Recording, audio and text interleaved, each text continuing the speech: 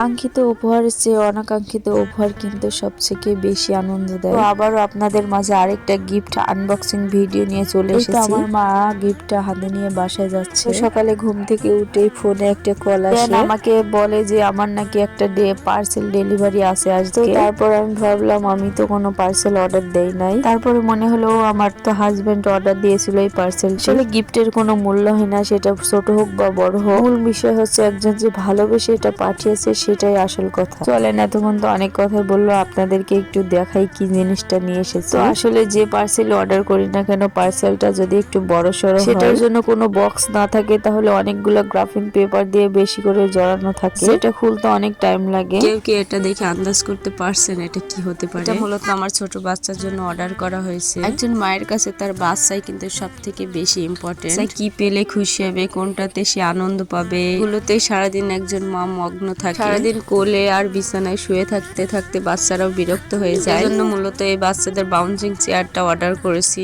যাতে করে আমার বাচ্চাটা একটু আনন্দে খেলা খেলতে পারে একা একা। ছোট বাচ্চা তো আর বসতে পারে না, এখনো সেভাবে খেলতেও পারে না। কিছুর সাপোর্টে যদি সে বসে একটু সুন্দরভাবে খেলা খেলতে পারে হাত পা নাড়িয়ে, তাহলে ব্যাপারটা মন্দ হয় না। এই তো দেখেন আমার বাচ্চাটাকে ইতিমধ্যে আমি বসিয়ে দিয়েছি। বসিয়ে বাউন্সিং চেয়ারে বসে আমার ছেলেটা। এদিকে আরেকটা ব্যাপার দেখেন, ছোট বাচ্চাটার জন্য এটা এনেছি বলে বড় মেয়েটা আমার রাগ করে এখানে বসে আছে। কারণ নাকি এগুলো লাগবে, সেও এটাতে চড়বে। ছোট বাচ্চা থাকলে এই একটাই সমস্যা, একজনের জন্য কোনো কিছু আনলে আরেকজন রাগ করে বসে থাকে। তারপরে বললাম তুমি চড়ো, তোমার ভাইয়াকে আর চড়াচ্ছি না। এবার তো সে মহা খুশি, কারণ সে বসে আছে, দোল খাওয়াচ্ছে। যারা ভিডিওটি এতক্ষণ ধরে দেখেছেন সবাইকে অসংখ্য ধন্যবাদ। ভিডিওটি ভালো লাগলে অবশ্যই চ্যানেলটি সাবস্ক্রাইব করে আমাদের পাশে থাকবে। অপরকে সাপোর্ট করে পাশে থাকলে অবশ্যই সবাই সফলতা অর্জন করতে পারবে। নেক্সট ভিডিওতে আবার দেখা হবে। আল্লাহ হাফেজ।